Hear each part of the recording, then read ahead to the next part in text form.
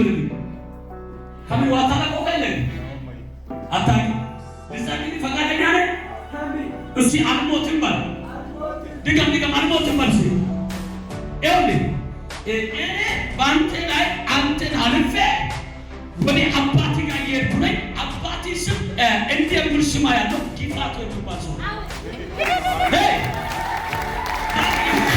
ስማቸውን እንደ እንግሊዝኛ ሀገር ይጠራሉ። ጊፋቶ የአባቴ ስም ነው። ዱባቶ ማለት ስሜ ማን ነበር? እሺ ይኸውላችሁ በዚህ ሰውዬው ፊት ለፊት ላይ አራት ጉድጓድ ቆፍሮ ያለው ዛሬ ግን በወንጌሉ ስም ይደፋል።